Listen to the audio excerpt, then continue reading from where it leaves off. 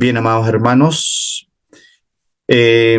damos entonces comienzo a esta clase número 24, el curso de Romanos, martes 22 de julio.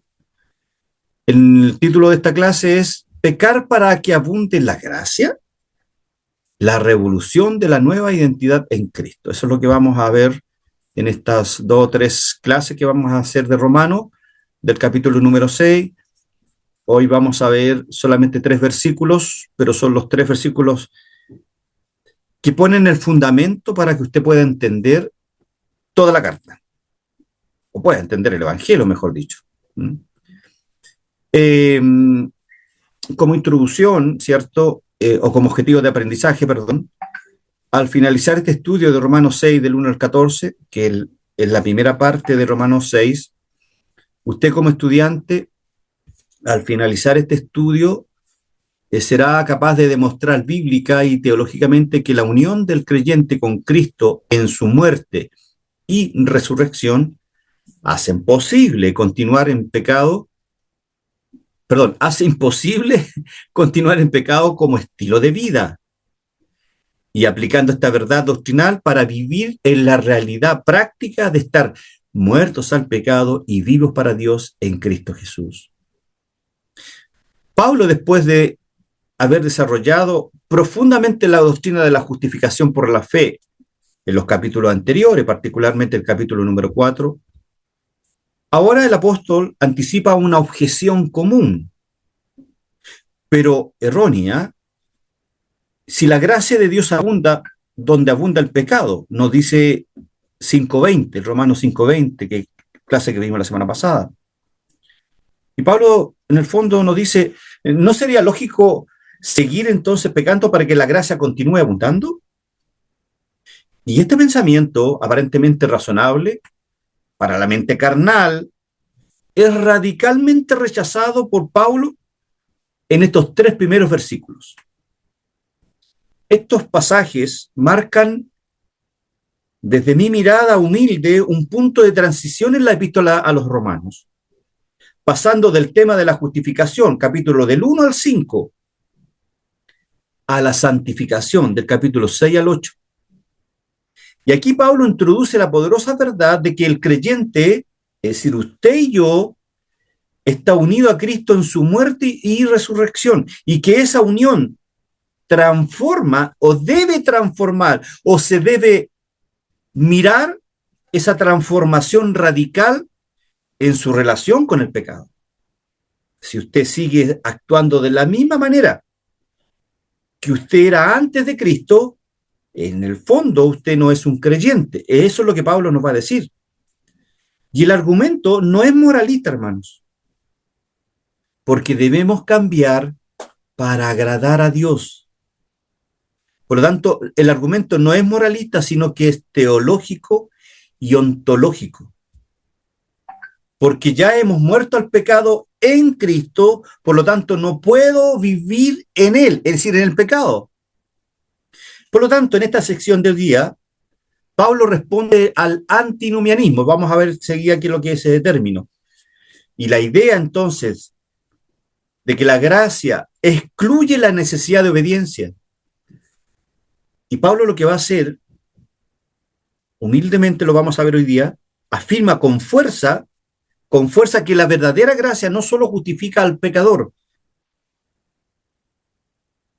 porque la gracia la vimos que nos justifica desde el capítulo 4 en adelante, del 3:21 para ser exacto, hasta el capítulo 4, y el capítulo 5 habla de los beneficios de la justificación.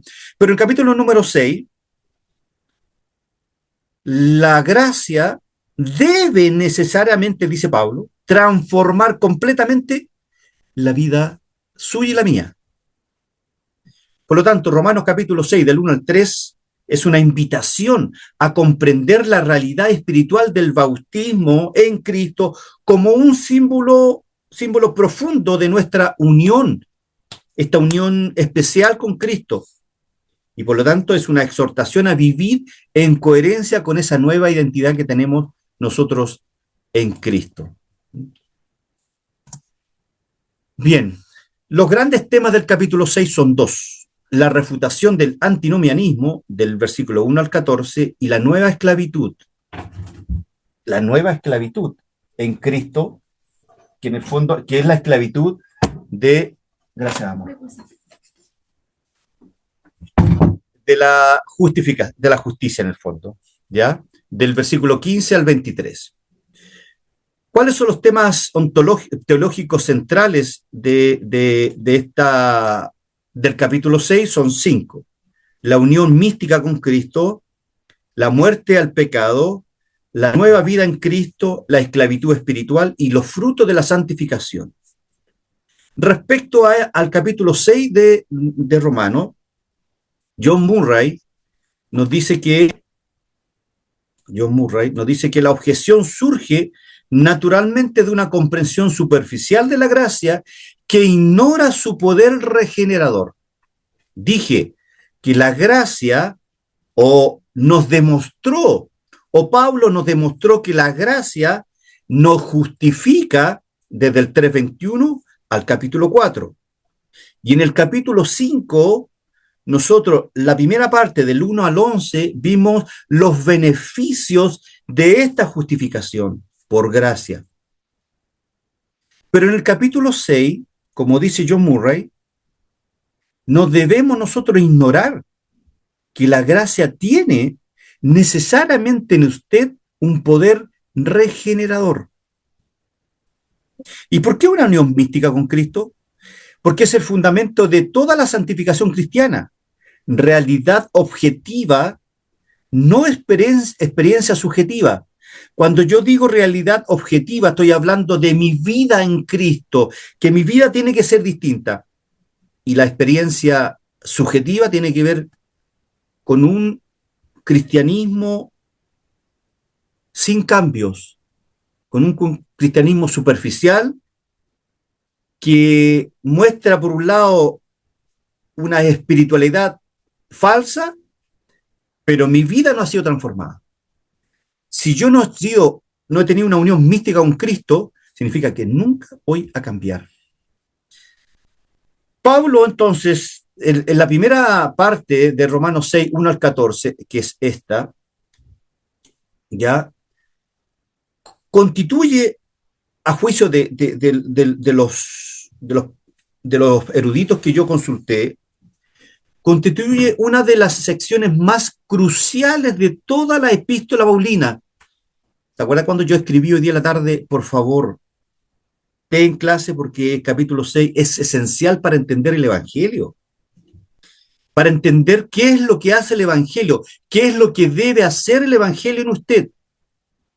¿Y cómo lo hace? Funcionando como un puente teológico esencial entre, primero, capítulo 3 al 5, la doctrina de la justificación, y desde el 6 al 8, capítulo 6 al 8 de Romanos, actúa como las implicaciones prácticas de la vida cristiana.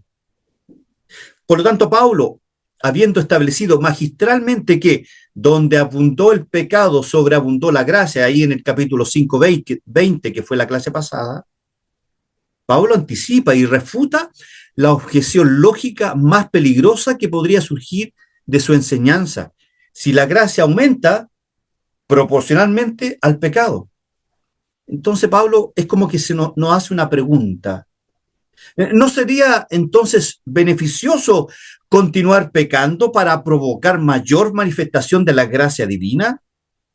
Y Pablo dice, ¿estáis loco? ¿Cómo se te ocurre pensar eso? Y esta falsa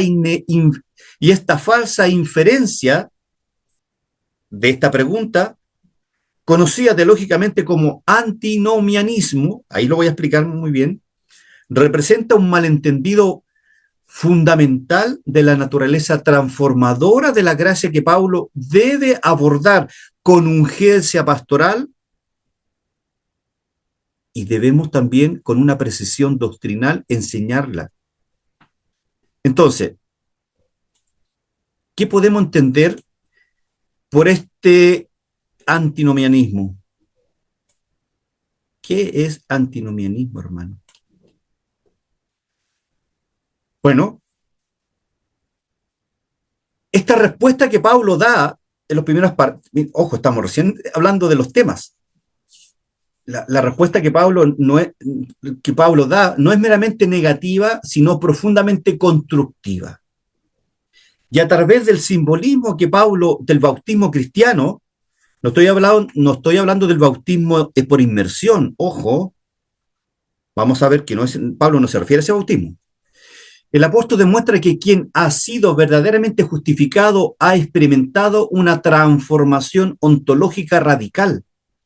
Es decir, ha muerto al pecado como principio dominante.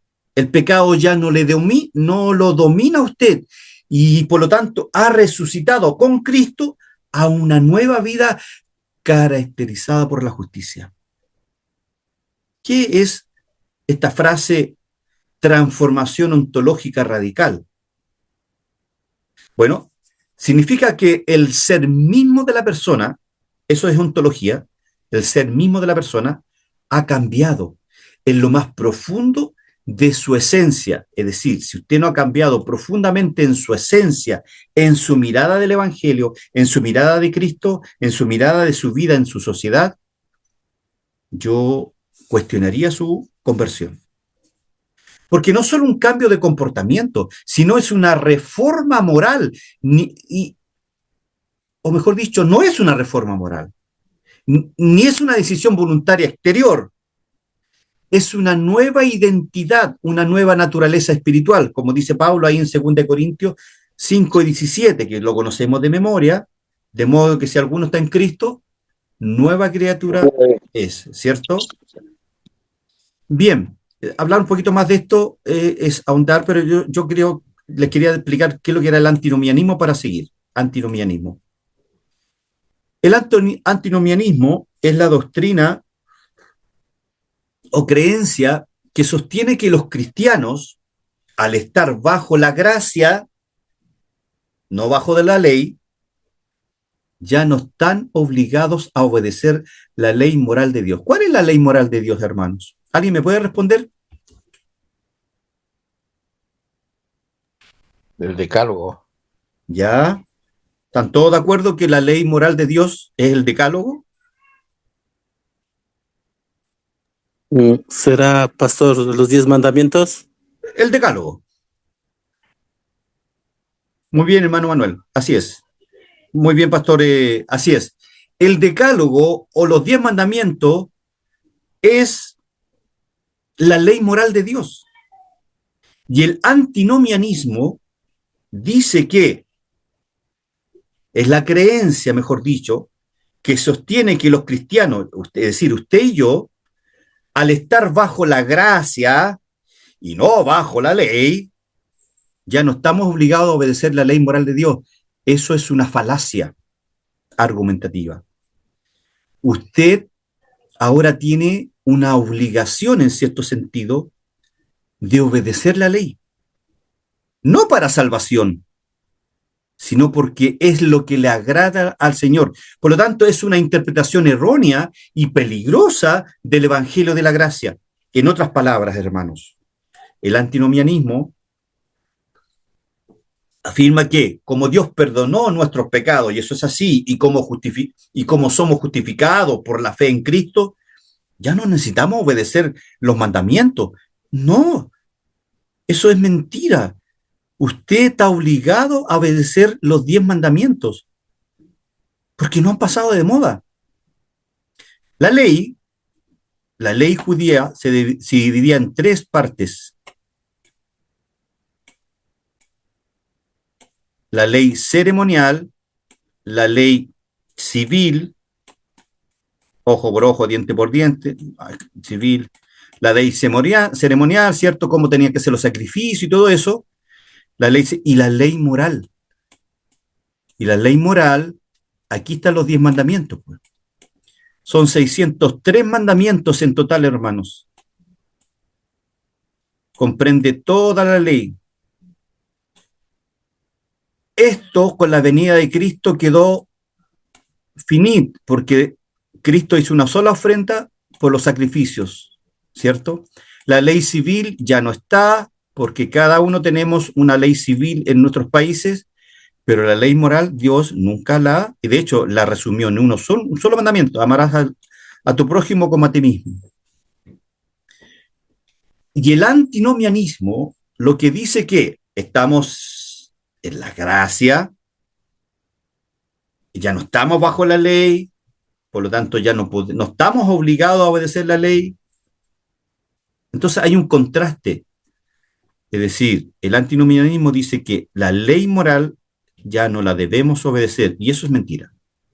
Ojo con eso, ¿ya? ¿Y qué enseña la Biblia respecto a este tema del antinomianismo? Bueno, Pablo combate directamente esta idea en los 3 primeros versículos de Romanos capítulo 6. ¿Qué pues diremos? Dice Pablo. ¿Perseveraremos en el pecado para que la gracia abunde? En ninguna manera. Y también Gálatas 5:13, ¿qué dice? Porque vosotros, hermanos, a libertad fuisteis llamados. Solamente que no uséis la libertad como ocasión para la carne, sino servíos por amor los unos a los otros. ¿La gracia me da libertad? Sí. Pero hay cosas que yo debo obedecer, que son los 10 mandamientos. ¿Y por qué es un error doctrinal, hermano Alejandro? ¿Por qué el antinomianismo es un error doctrinal? Porque distorsiona el evangelio, reduciendo la gracia a una licencia para pecar. Niega la santificación, que es el proceso por el cual Dios transforma al creyente conforme a la imagen de Cristo. Por lo tanto, deshonra la obra del Espíritu Santo, quien fue dado para capacitarnos a obedecer la ley moral o el decálogo. ¿Y qué ha enseñado la teología ortodoxa o la teología histórica o de la teología de los 20 siglos? La Reforma Protestante, especialmente Martín Lutero, luego Juan Calvino, rechazó el antinomianismo, afirmando que Lutero decía: somos salvos solo por la fe, pero la fe verdadera nunca está sola, dice Lutero, viene acompañada de obediencia, fruto de justicia y amor a la ley de Dios. Los reformadores entendieron perfectamente lo que los padres del primero, segundo y tercero y cuarto siglo entendieron respecto a esto de no pesquemos la ley. Los que dicen que ya no estamos bajo la ley, también. Pero cuando dicen ya no debemos obedecer la ley moral, ahí hay un error doctrinal serio. Ojo con eso. Porque ¿qué dice uno de los mandamientos? No mentir, no matarás, no desear la mujer de tu prójimo. ¿Se entiende? Entonces, lo que están diciendo es que nosotros no debemos hacer eso, porque ya estamos bajo la gracia. Es decir, tenemos libertad para hacer lo que queramos. En resumen, el antinomianismo, diríamos que es el error de separar la gracia de Dios de una vida transformada. El Evangelio no solo nos perdona, también nos cambia. Cristo no murió para que sigamos en pecado, sino para liberarnos del poder del pecado y hacernos obedientes por amor, dice Romanos capítulo 6, más adelante lo vamos a ver. Eso.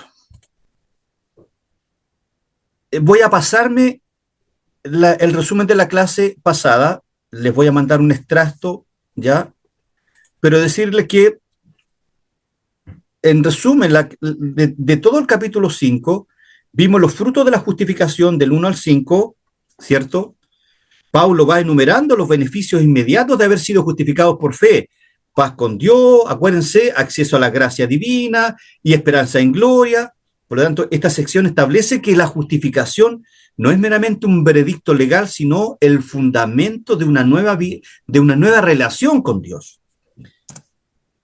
En la parte secundaria, vimos del 6 al 11 la demostración suprema del amor divino, cuando Pablo presenta la muerte de Cristo como la evidencia más convincente del amor de Dios hacia la humanidad pecadora. Y luego, en la parte 3, del versículo 12 al 14, ¿Se acuerda que hablábamos de los dos representantes federales de la raza humana, Adán y Cristo, el primer Adán y el segundo Adán? Pablo en esta sección introduce entonces el concepto teológico fundamental de la representación federal, explicando cómo el pecado y la muerte entraron al mundo a través de un hombre, Adán, y se extendieron a toda la humanidad. ¿Se acuerdan que hablábamos que era un verbo aoristo, pero tenía aoristo pasivo con una continuidad eterna? Es decir, el efecto de Adán, aoristo significa en el pasado, pasivo, usted recibe eso, usted no lo pidió, usted recibió el mal beneficio o recibió, ¿cierto?, el pecado de Adán, el pecado imputado, por eso pecamos, ¿cierto? Pero en Cristo, ¿cierto?, Pablo presenta a Adán como figura del que había de venir, que es Cristo, ¿cierto?, estableciendo este paralelo, hablábamos de este paralelo que desarrolla extensamente en los versículos siguientes. Y luego el contraste entre la condenación y la justificación del versículo 15 al 17, mediante, acuérdense, de 5 contrastes paralelos, ¿ya? Pablo nos demostró que la obra de Cristo supera infinitamente los efectos del pecado de Adán. Eso es básicamente lo que aprendimos. Y la última parte, el triunfo de la gracia sobre el pecado, ¿cierto?, que fue la última clase que vimos la semana pasada, del 18 al 21, donde Pablo concluye con una declaración magistral del paralelo y contraste final entre Adán y Cristo. Por la desobediencia de un hombre, Adán, muchos fueron constituidos pecadores y sujetos, por lo tanto, a condenación. Por la obediencia de uno, Cristo, muchos son constituidos justos y reciben justificación de vida. Básicamente, eso fue lo que vimos la clase pasada, ¿ya? Hicimos ahí un barrido de las últimas 3 clases para poder entender lo que viene ahora. Recuerden que esta lámina siempre la voy a dejar, léanla. Esta también, y aquí ya empezamos con, básicamente con la clase de hoy, que es la exégesis del libro Romano, capítulo 6 del 1 al 4, clase número 24.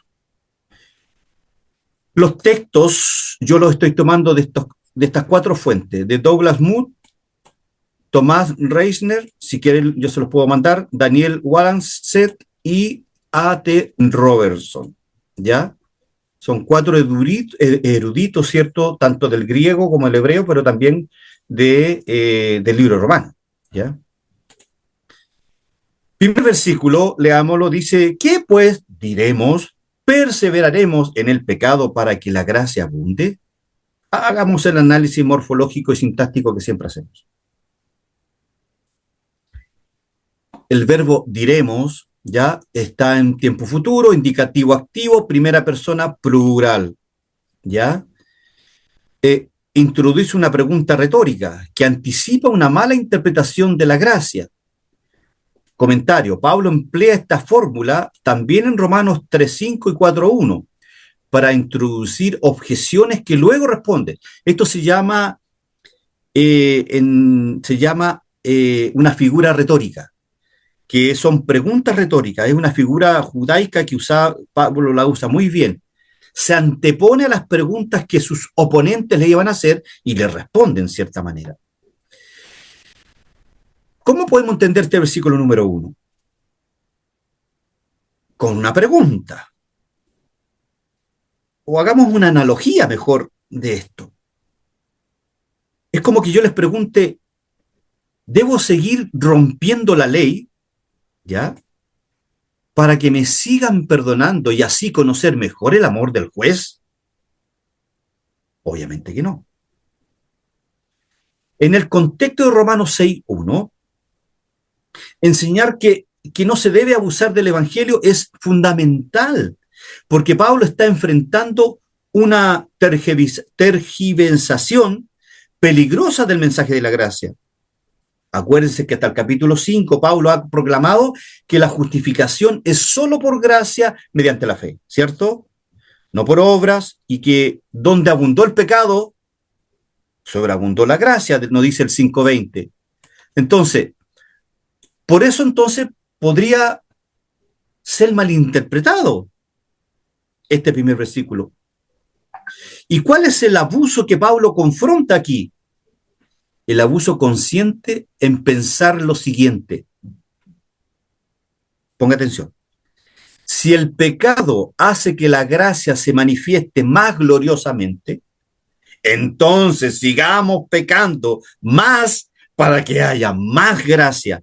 Ese es el argumento, en cierta manera, que Pablo enfrenta y le dice, no, así no es la cosa. Repito, Pablo en el fondo pone esta idea en los romanos y le dice, si el pecado hace que la gracia se manifieste más gloriosamente, entonces le dice, sigamos pecando, pequemos más para que haya más gracia. Y este tipo de pensamiento es el antinomianismo, que rechazó la ley moral como guía de vida cristiana. Y Pablo lo considera una perversión del Evangelio. ¿Y por qué es importante este énfasis, hermanos? Porque Pablo no solo predica la gracia, sino también su efecto santificador. En otras palabras, la verdadera gracia de Dios no solo perdona, sino que transforma, dice Pablo. Entonces, la pregunta de Romano, ¿qué pues diremos? ¿Perseveraremos en el pecado para que la gracia abunde? Introduce la sección donde Pablo mostrará que estar en Cristo significa estar muertos al pecado y vivos para Él. ¿Y cómo entonces podemos tratar de entender esto? La gracia, hermano, no es un permiso para vivir como uno quiera, sino que la gracia es el poder de Dios para vivir como Él manda. Un evangelio sin transformación es un evangelio mutilado y por lo tanto es un evangelio subjetivo. Cristo no vino solo a perdonar pecados, sino a romper el dominio del pecado en nuestras vidas. Para entenderlo mejor, pongamos una ilustración. Un hombre está en prisión, ¿cierto? El juez lo perdona y lo libera. ¿Debería este hombre volver voluntariamente a vivir en la celda? Claro que no. Sería absurdo. Así también, dice Pablo, el cristiano ha sido liberado del pecado. Y volver al pecado, por causa de la gracia, es negar la libertad que Cristo compró. Y por lo tanto, este es el corazón del mensaje del versículo 1, 2 y 3. Perseveraremos en el pecado para que la gracia abunde. Y este perseveraremos, ¿ya? Está en tiempo futuro, indicativo activo, primera persona plural. Es decir, permaneceremos, persistiremos, continuaremos, es la transliteración. La función describe la acción hipotética de seguir viviendo en el pecado. Comentario. La forma futura plantea una suposición. ¿Seguiremos voluntariamente bajo el dominio del pecado? Y Pablo dice, en ninguna manera. Va a responder en el versículo 2. Entonces, una pregunta. ¿Por qué es erróneo pensar que mientras más pecamos, más gloriosa se vuelve la gracia? ¿Alguien me puede responder? Repito la pregunta. ¿Por qué es erróneo pensar que mientras más pecamos, más gloriosa se vuelve la gracia?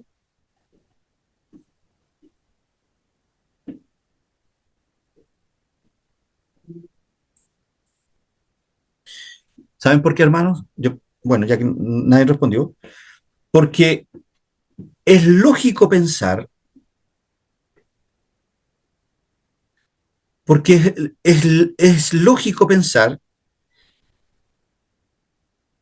o porque esa lógica, porque es erróneo pensar que mientras pecamos, más glorioso se vuelve la gracia, porque esa lógica niega el propósito de la gracia. ¿Cuál es el propósito de la gracia? Liberarnos del pecado. No hacernos cómodos con Él.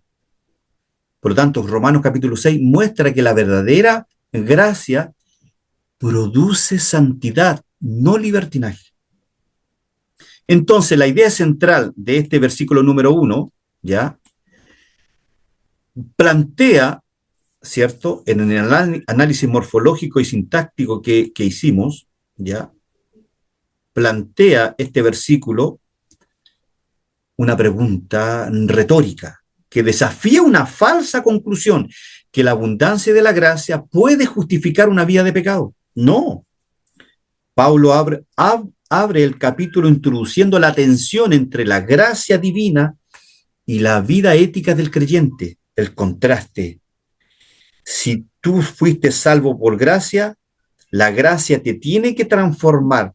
Si no te transforma, la gracia no te salvó.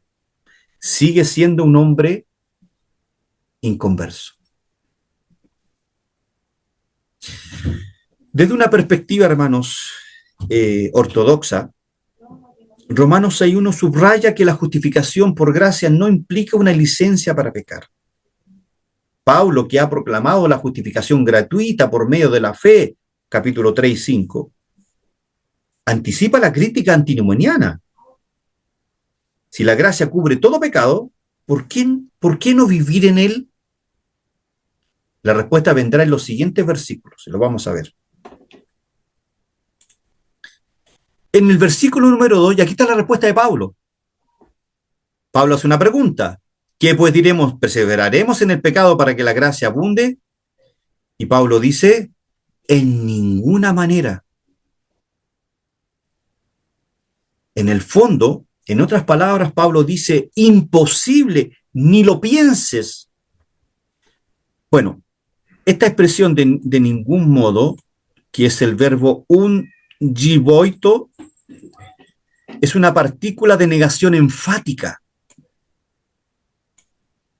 El verbo gibounai, que transliterado dice ginomai, está en modo optativo, tiempo aoristo, voz media, persona tercera singular.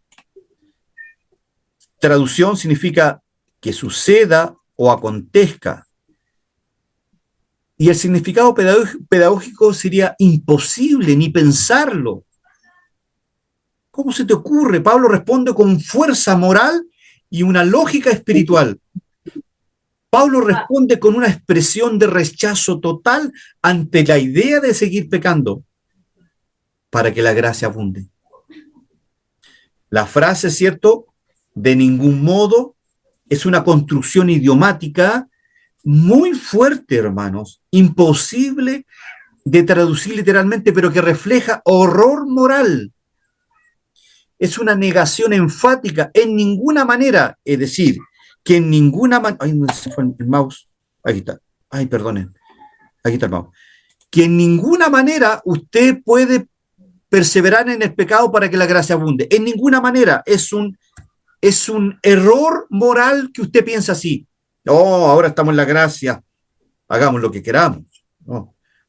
Debemos vivir en santidad. Debemos vivir en santidad.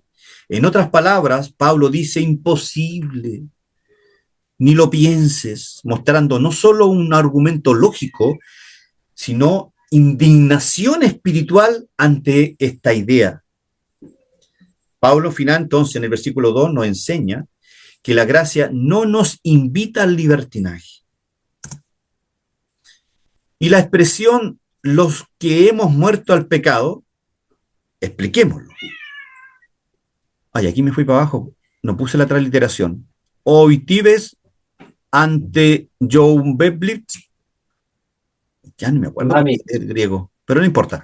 Esta frase que está acá, que está en griego bíblico, significa los que hemos muerto al pecado. ¿Ya? Y la expresión aquellos que han muerto, los que hemos muerto, eso, muerto, morir, apontonesco, verbo, y amartía, que es el pecado, al pecado, indica una separación total del poder y reino del pecado. Este es un análisis morfológico sintáctico. Vamos a dar una interpretación teológica, que es la que yo tengo que darle. Pablo define la identidad del creyente, la suya y la mía. Somos aquellos que ya hemos muerto al pecado. El pronombre que identifica a un grupo específico, los que, ese es un pronombre, los que está en tiempo aoristo, los que han muerto, está en tiempo aoristo, primera plural, indica una acción pasada. Los que hemos muerto, una acción pasada, definitiva, ya morimos. Es una acción pasada, ya morimos. En el momento de nuestra unión mística con Cristo. Y apatía, que es el pecado, indica que nuestra muerte fue con respecto al pecado, es decir, una separación total del poder y dominio del pecado en nuestras vidas.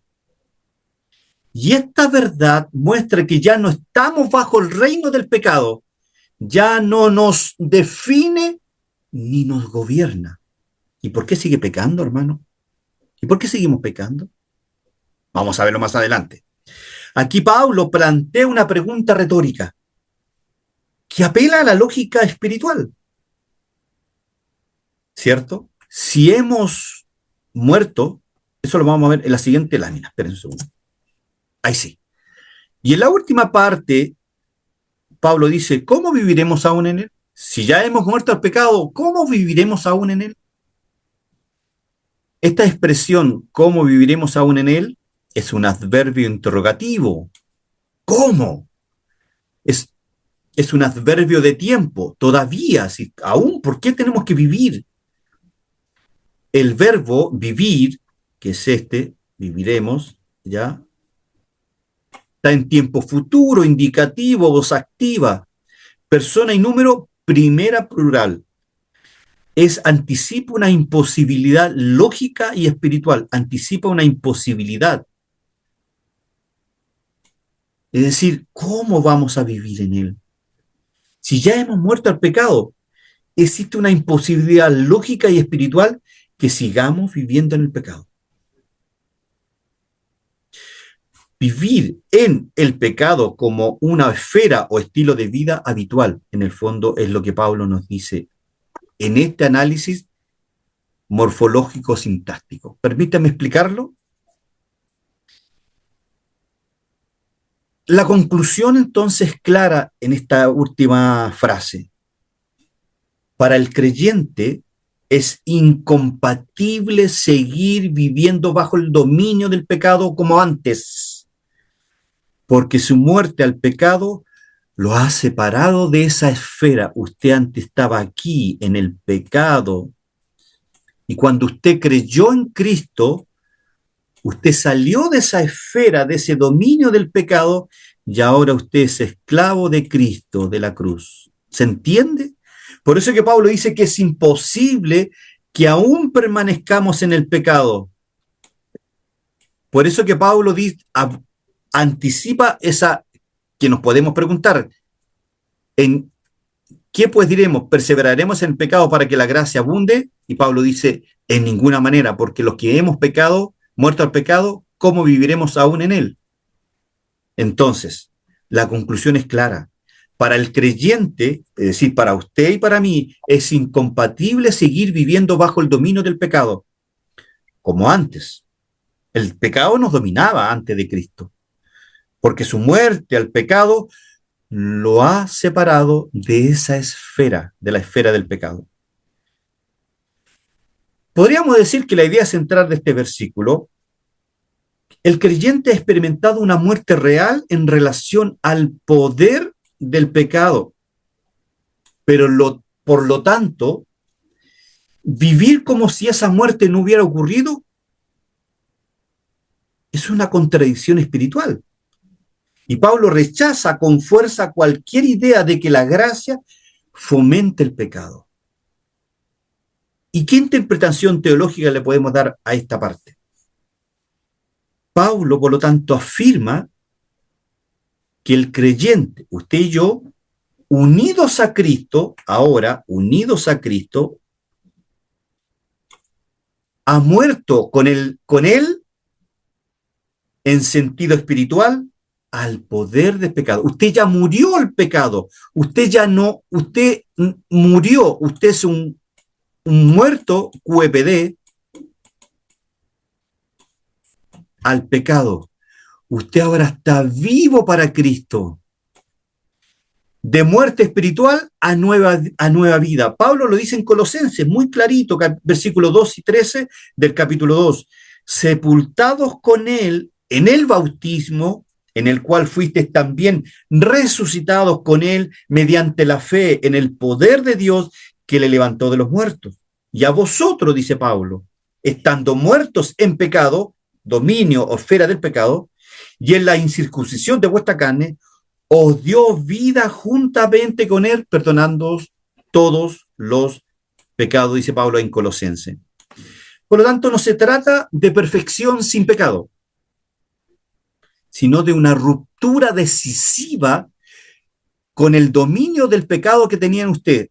Entonces, desde la teología ortodoxa, esta teología histórica, este pasaje refuta el antinomianismo y subraya la doctrina de la santificación progresiva. Hermano Alejandro, ¿qué es la santificación progresiva? Usted recibió a Cristo y usted tiene que ir creciendo en su vida de santificación, porque si usted sigue igual como venía antes, usted no ha muerto al pecado, usted no es un creyente genuino.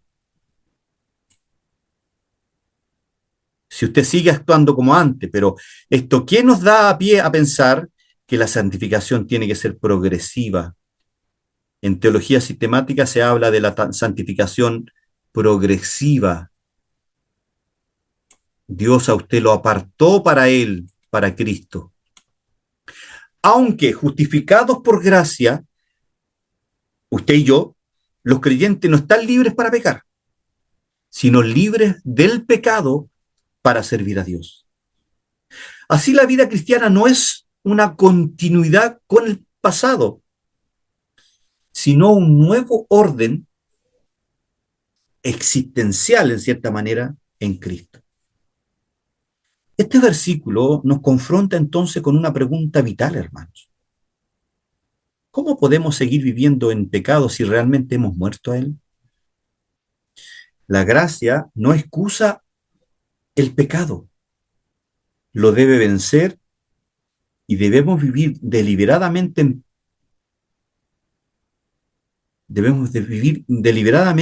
al servicio de la cruz. Lo vence entonces. Y en contraste, vivir deliberadamente en pecado es negar la transformación que la gracia o el evangelio produce en el creyente. La fe salvadora también es una fe santificadora. Puede o permítame usar una ilustración para que quede mucho más claro, hermano. Si a alguno le ha quedado claro, a otros no, pero déjeme darle una ilustración. Ser cristiano y vivir en pecado es como un ciudadano libre que elige vivir voluntariamente como esclavo en una cárcel abierta.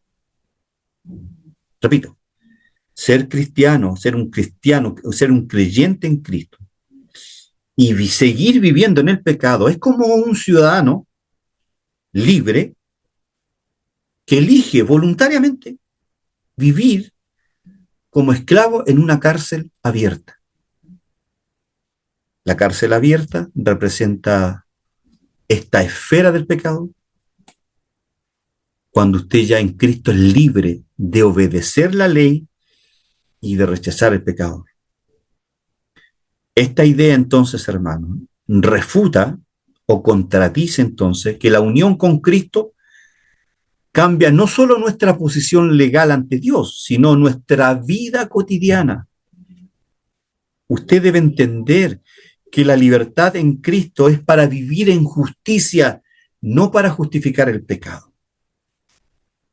Y el versículo 3, ya como para ir terminando, ¿o no sabéis que todos los que hemos sido bautizados en Cristo, hemos sido bautizados en su muerte? Hagamos el análisis morfológico que son 3 partes. La primera frase, o no sabéis, o ignoran, dicho de otra manera, esa es la transliteración correcta, es una conjunción disyuntiva, introduce una alternativa retórica. El verbo ignoran, ese, o no sabéis, está en tiempo presente, activo, indicativo, segunda persona plural. Es un uso retórico paulino frecuente para confrontar suposiciones erróneas.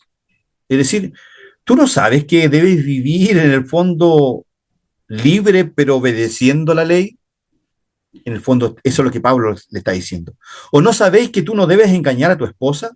Eso es lo que Pablo más o menos se le doy una ilustración. Es un uso retórico paulino frecuente para confrontar suposiciones erróneas, ¿ya? ¿Cuál es la idea central de este pasaje? Pablo aquí enseña, clarito, clarito, que el bautismo no es el bautismo por inmersión, hermanos, ¿ok? El bautismo, perdón, Pablo enseña que el bautismo no es un simple rito externo, sino la expresión tangible de una realidad espiritual profunda, que es tangible, una realidad espiritual profunda. Nuestra unión con Cristo en su muerte, por tanto, ser cristianos implica haber muerto con Cristo al poder del pecado. El bautismo es como un acta de matrimonio con Cristo. No es el amor en sí, pero lo hace visible. Una boda no crea el amor. La boda declara y lo celebra ese amor. Así también, el bautismo muestra públicamente nuestra muerte al pecado y nuestra unión con Cristo. El verbo pasivo aquí, Dios es quien nos une a Cristo. Hemos sido, lo voy a explicar enseguida. Y el tiempo aoristo de hemos sido ocurrió en un momento definido. Usted sabe cuándo Cristo lo llamó y lo convirtió. Y el resultado es la incorporación a la muerte de Cristo. En el fondo es la identidad nueva suya del creyente, que ya no vive bajo el dominio del pecado. Entonces, en este, en este, en este contexto, hermanos, Pablo no está preguntando genuinamente si ignoran este principio, sino más bien lo reprende suavemente por actuar como si lo ignoran. ¿Qué pasó? ¿Se mueve? ¿Va? Ya. Perdón. Ahí sí. Y teológicamente, este último versículo nos enseña que los creyentes deben ser conscientes de su identidad espiritual y de las implicaciones de su unión con Cristo. Ignorar esta realidad de su unión con Cristo y estar consciente de su identidad espiritual es vivir en una incoherencia con el Evangelio. La frase bautizados en Cristo Jesús, todos los que hemos sido bautizados, es la palabra todos los que, perdonen, ahí sí, todos los que... Ay, ¿qué pasó? Perdón. Ahí sí. El pronombre relativo indefinido, todos los que, ¿ya? Está hablando de usted y yo. El verbo baptizo, bautizar, está en tiempo aoristo, pasivo, indicativo, primera plural. Y el aoristo pasivo indicativo indica una acción pasada, completada en la que el sujeto fue receptor, no actor. Es decir, quien lo llevó a estar en Cristo en el bautismo es Él. Cristo lo arrastró a usted, porque está el griego cuando habla del tiempo aoristo pasivo, modo pasivo indicativo, indica una acción pasada. ¿Cuándo? Yo hace 40 años atrás más o menos, usted no lo sé. Usted sabe en qué fecha Dios lo llamó. Indica una acción pasada, completada, en la que el sujeto es usted, es el receptor, no el actor. Y la frase en Cristo es una preposición que denota dirección o entrada en Cristo, en Cristo. Aquí implica unión con o incorporación en la persona de Cristo. Es una fórmula que refleja la teología de la unión con Cristo, que es el eje de la soteriología paulina. Pablo siempre va a hablar que estamos unidos a Cristo, usted y yo. Yo y usted estamos unidos a Cristo. Y esa unión se da en el bautismo. El bautismo del Espíritu es cuando usted llega a Cristo. Dios lo revistió de ese poder. Lo puso en la familia, lo puso en la iglesia, lo puso como creyente. Esa unión es de Cristo, porque usted simplemente recibió esa acción en el pasado. En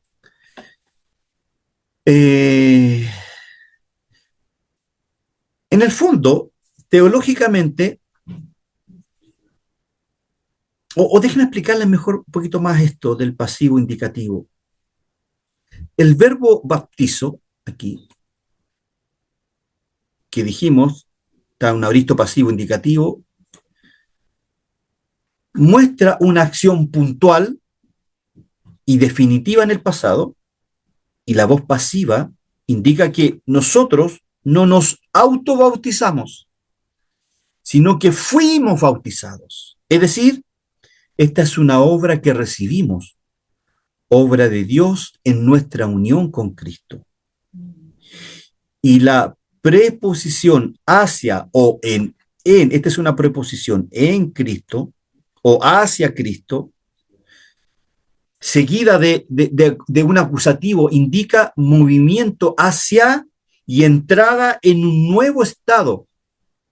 Lo que yo le decía delante, me pasé. Esto. En Cristo ahora. Y este movimiento de su dominio del pecado o de su vida en pecado, Dios lo saca de aquí y lo lleva a Cristo. Y ese movimiento es un aoristo pasivo. Usted no lo hizo. Por eso que la gracia solo es por fe. Y acuérdense de usted tiene que aprendérselo de memoria. Esto. Porque por gracia soy salvo. La gracia es un sustantivo femenino. Soy salvo por medio de la fe, otro sustantivo femenino. Y esto, que es el griego touto, esto es un pronombre neutro, no de vosotros, pues es don de Dios. El pronombre esto se refiere a la salvación mencionada anteriormente en el versículo en griego. El pronombre neutro se usa aquí en vez de un pronombre masculino o femenino, porque hace referencia a un concepto abstracto, es decir, la salvación. Esto es un concepto abstracto. Aquí está hablando de la salvación. Y en griego, los sustantivos abstractos que no tienen un género claramente definido se expresan con el pronombre neutro, este, esto, touto. Y este señor, que es un erudito en griego, dice, Wet Kenneth dice, un erudito conocido por sus estudios detallados sobre el griego del Nuevo Testamento, implica que el uso de esto, en Efesios 2, 8, 9, indica que toda la acción de ser salvado, gracia y fe, desde el principio hasta el fin, es un regalo de Dios. Boet menciona que el pronombre neutro subraya la naturaleza abstracta de la salvación, que no se reduce a un solo aspecto, sino que involucra tanto la gracia como la fe como un conjunto. Entonces, Dios a usted le dio la gracia y le dio la fe. Usted no hizo nada. Y esto nos humilla, humilla nuestro ego, hermano. Y hay muchos más eruditos que hablan sobre esto. Tengo notado aquí algunos. Mount William. Mount explica que el pronombre neutro, esto, touto, en este contexto subraya que lo que se está describiendo no es una acción humana, sino una acción divina y abstracta. En este caso, la obra de la salvación realizada por Dios. La elección de esto por Pablo, inspirado por el Espíritu Santo, refleja que toda la salvación es vista como un solo evento o proceso que se otorga por gracia y no se puede dividir en partes que pueden ser atribuidas al ser humano. Tengo varios eruditos que hablan sobre este pasaje. Por eso lo dejé ahí para que usted se lo estudie. Usted debería sabérselo de memoria. Ya para ir concluyendo, hermanos, aquí tenemos la conclusión, y la conclusión la dividí en 4 secciones. ¿Qué hora es? Alcanzamos a ver la conclusión. Primero, la unión con Cristo transforma radicalmente nuestra relación con el pecado. Veamos esto como conclusión. Pablo enseña entonces, o nos enseñó en esta noche, a través de estos 3 versículos, que los creyentes, es decir, usted y yo, por estar unidos a Cristo, han muerto al pecado en un sentido espiritual y judicial. El judicial tiene mucha relevancia. Y esto no significa que el pecado deje de existir en su experiencia diaria, pero sí que su poder de dominio y su reclamo legal sobre ello ha sido anulado. El diablo ya no le puede acusar a usted. La pregunta retórica de Pablo en la primera parte, ¿cómo viviremos aún en él?, subraya la incoherencia de pretender que alguien que ha sido emancipado, liberado, siga voluntariamente en esclavitud. La muerte del creyente al pecado, sellada en el bautismo como símbolo y una realidad espiritual, entonces, establece la base de una vida nueva que ya no puede ser caracterizada por el viejo patrón del pecado habitual. ¿Qué más aprendimos? El bautismo es señal de una realidad espiritual, es decir, de una incorporación a Cristo. Y el argumento que Pablo nos da, ¿cierto?, gira en torno a la profunda verdad de que el bautismo representa la incorporación del creyente a la persona y obra de Cristo. Es atribuida a usted. A usted se le atribuye la muerte, resurrección y la obediencia de Cristo. Y en el acto del bautismo, no por inmersión, estoy hablando del bautismo, se proclama visiblemente la unión con Cristo en su muerte, en su sepultura y en su resurrección. Y esta unión mística no es meramente simbólica, sino que es real, hermanos, y efectiva en el plano espiritual. El creyente participa de los beneficios de la muerte de Cristo, lo cual implica que el viejo hombre ha sido crucificado conjuntamente con él. Usted fue crucificado espiritualmente en la cruz, su viejo hombre, y usted cuando Cristo resucita, usted resucita con él. Por lo tanto, el bautismo no es una formalidad vacía, sino una confesión pública de una transformación espiritual ya acontecida en la cruz, que exige, por lo tanto, una nueva manera de vivir. La gracia tiene que llevarlo a usted a una vida transformada. Tercero, la vida cristiana es incompatible con la permanencia en el pecado. Claro que sí. Si usted está viviendo en pecado, esa vida es incompatible con la vida cristiana. Es incompatible. Si usted no ha sido transformado por esta unión con Cristo, hermano, preocúpese. Yo dudaría de su vida, de su vida en Cristo. Y el planteamiento de Pablo aquí, ¿cierto? No solo niega la posibilidad de usar la gracia como excusa para el libertinaje, sino que establece un principio fundamental para la ética cristiana. La gracia no solo perdona, acuérdense siempre de esto, la gracia no solo perdona, sino que lo transforma. Y usted, hermano querido, hermana querida, ya no pertenece al reino del pecado, por lo que vivir conforme a los deseos pecaminosos contradice su nueva identidad en Cristo. La vida cristiana consiste entonces, dice Pablo, o nos va a decir más adelante,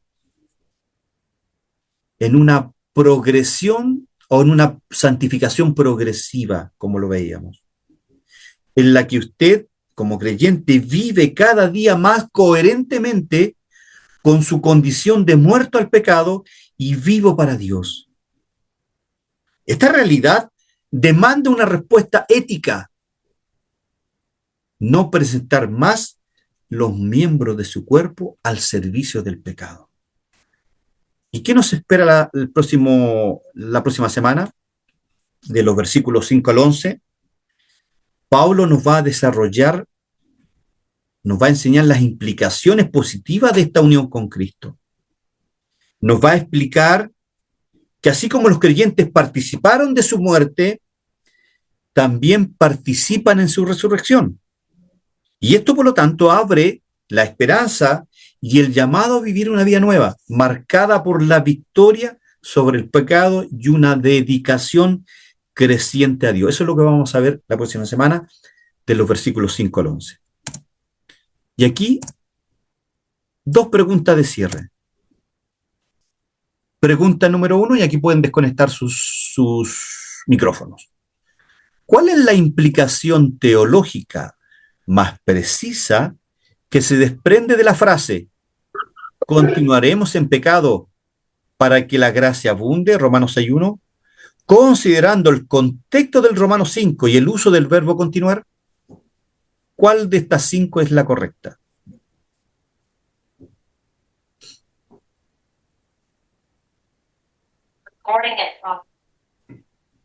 ¿Cuál? Ya sé. Muy bien, hermana Marta. Así es. Que la gracia transforma radicalmente al creyente, haciendo ilógico permanecer en pecado. Y el verbo continuar está en presente, subjuntivo, activo, lo cual expresa una acción continua e hipotética en el fondo. Pablo presenta una objeción, acuérdense, retórica, anticipando una mala interpretación del capítulo 5, donde dice, donde abundó el pecado, sobreabundó la gracia. Y su argumento de los 2 primeros versículos del capítulo 6 es que el creyente no puede permanecer en el pecado porque ha sido unido a Cristo en su muerte, esta unión mística. Y esa unión rompe la esclavitud del pecado. La gracia no fomenta el pecado, lo vence y lo capacita para vivir en justicia y santificación progresiva. La segunda pregunta es, en Romanos 6.3, Pablo declara que los creyentes fueron bautizados en su muerte. ¿Qué interpretación refleja mejor el valor teológico del verbo fuimos bautizados?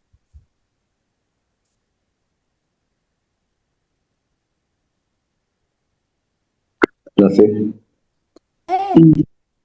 ¿La C? ¿Están todos de acuerdo? Sí, es la C. Sí. Representa una participación real de la muerte de Cristo mediante la unión espiritual.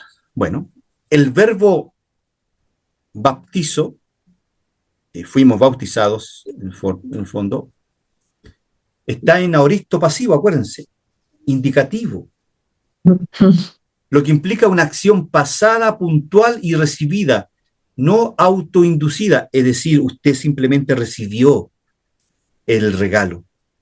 Y Pablo usa el bautismo como imagen de la unión con Cristo.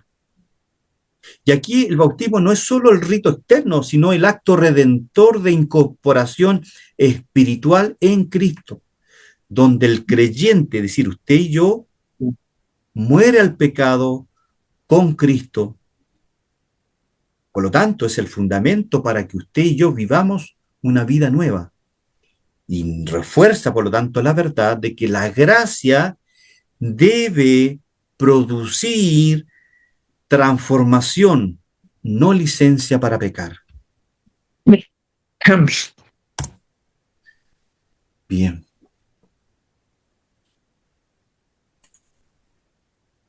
Bien.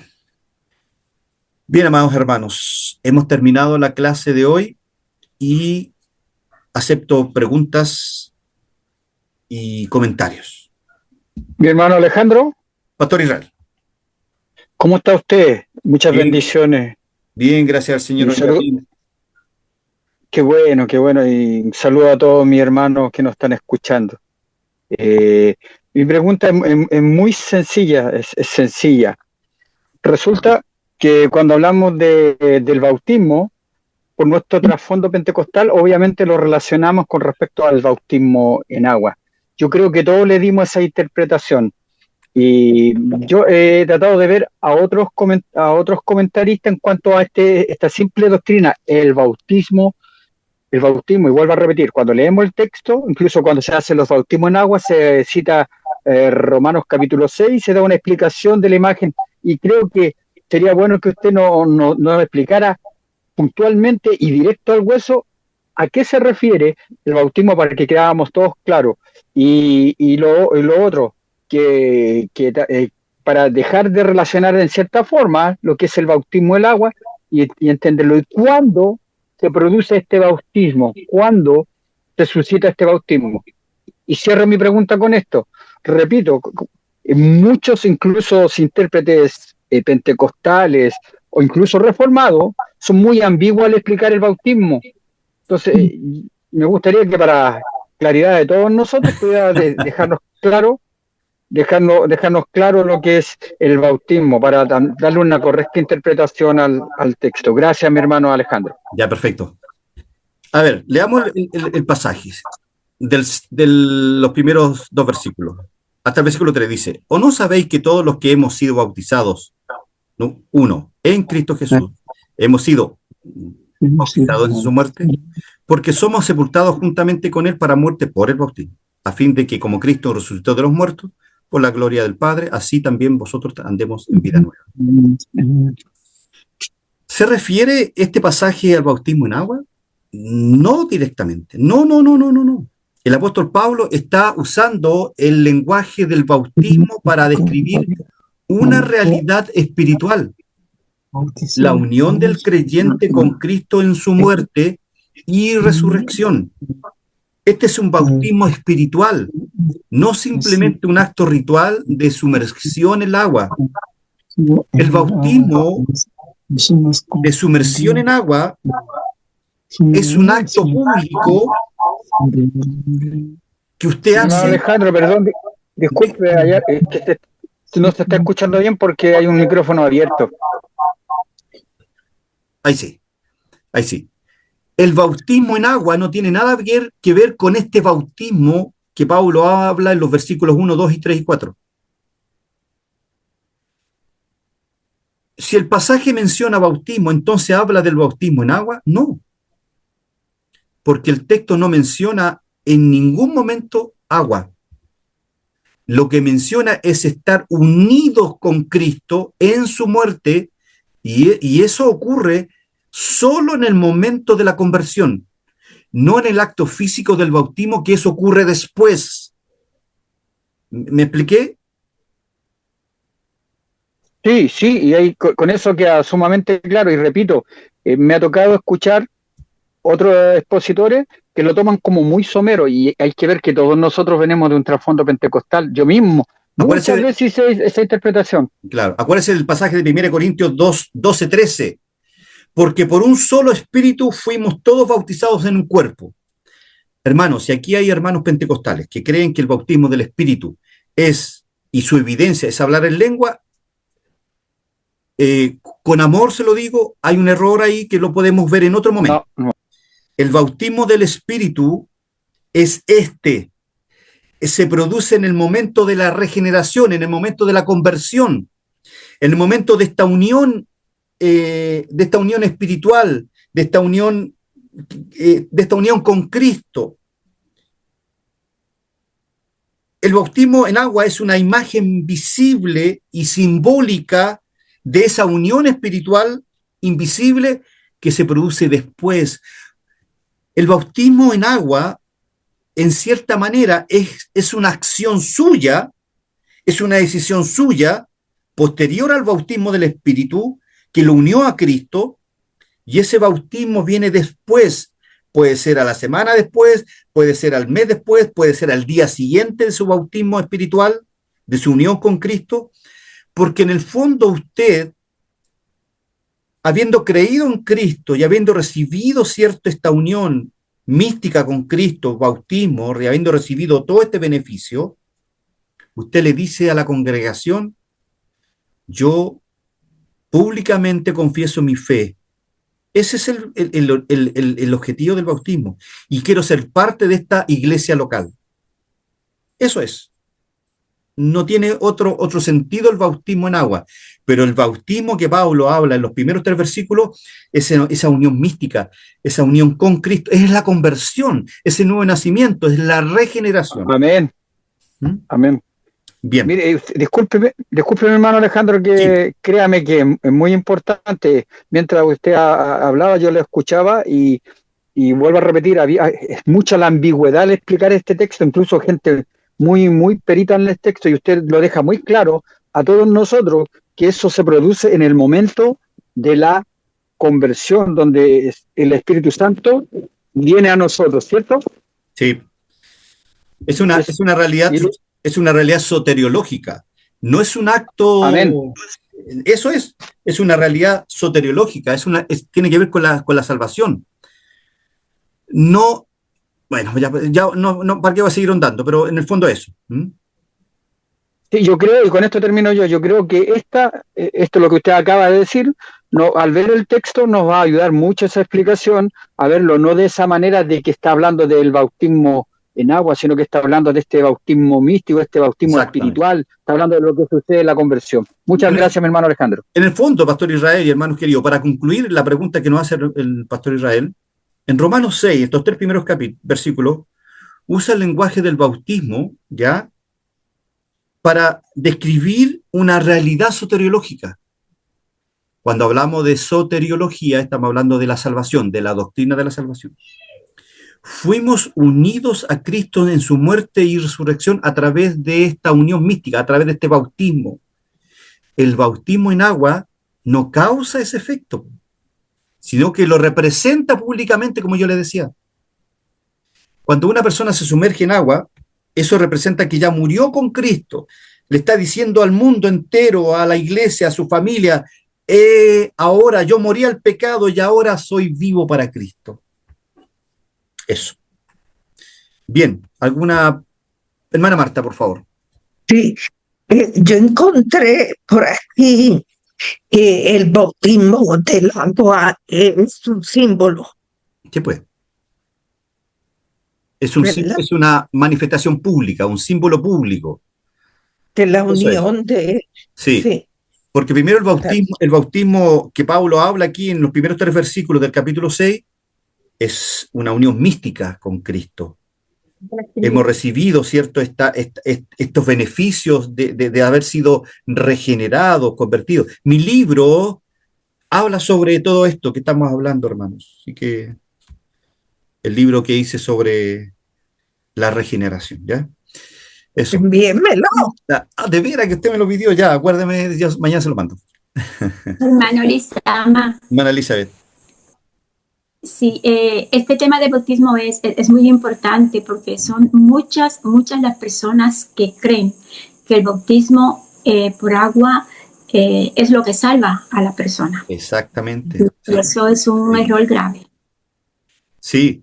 Sería bueno, ¿verdad? En otra clase, pues ampliar un poco más este concepto. Ok, el próximo martes voy a introducir un poquito, unos 15 minutitos con este tema para que hablemos de eso. ¿Le parece? Me comprometo a ampliar un poquito más este paralelismo entre el bautismo místico que Pablo habla ahí en los primeros versículos del capítulo 6 versus, en cierta manera, el bautismo en agua que también la Biblia lo habla como un acto público.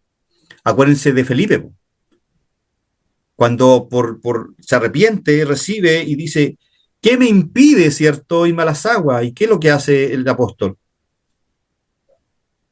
Lo tira al agua, con poca agua que había ahí, ¿se acuerda? Entonces ahí vemos dos cosas.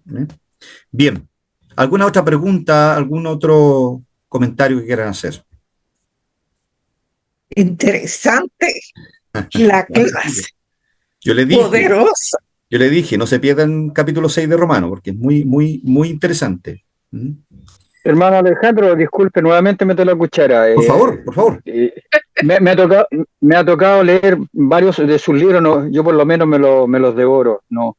Y agradezco a Dios por eso, porque lo que le comentaba, los hermanos que estamos en la clase, le digo yo, aprovechemos esta instancia en que podemos preguntar, y lo complejo, mi hermano Alejandro, a través de la ayuda del Espíritu Santo nos puede simplificar. Por eso hacía esa pregunta en cuanto al bautismo. Y el otro problema que hay incluso con el bautismo es lo sacramental que se le da al bautismo. En el mundo pentecostal, yo vengo de familias pastorales, me crié con hermanos pentecostales de la iglesia, una de las iglesias más poderosas en Santiago, tuve el privilegio de estar con ellos. Y ellos, ¿sabe usted? Cuando era niño, tenía 11 años, muchos creían que desde ya el agua tenía cierto poder místico para transformar. Estamos igual que la Iglesia Católica, que le damos casi que es gracia misma el sacramento. Y algunos hacen una aclaración que tanto el bautismo es una representación de la gracia de Dios, no es la gracia de Dios, no es que se infunde gracia en el bautismo, sino es una representación de un acto de gracia de Dios, no es la gracia misma. Ahora, incluso iglesias reformadas creen en esto.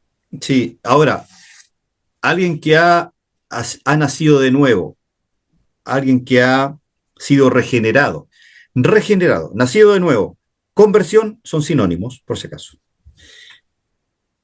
Y si no se bautiza porque murió 2 días después, pregunta, ¿es salvo? Sí, igual es salvo. Así es. Sí, pues.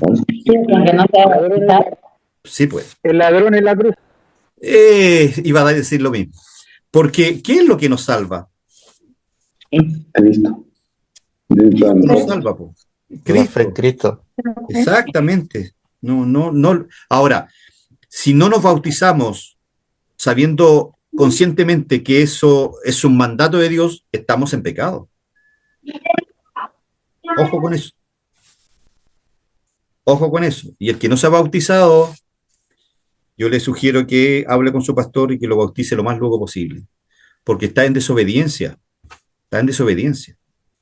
El bautismo es un el bautismo y la Santa Cena es una ordenanza que dejó Cristo. Exactamente. Es un mandato. Exacto, un mandato. Eso.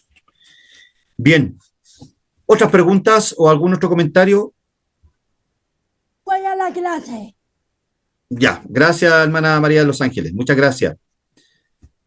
¿Algún otro comentario? Si no, oramos al Señor y nos vamos a casita o nos quedamos aquí en la casita. Saludo a todos los que están unidos. Gracias por acompañarnos un martes más. Hermana Catalina, la veo ahí silente. Me imagino que todavía está celebrando el cumpleaños de papá.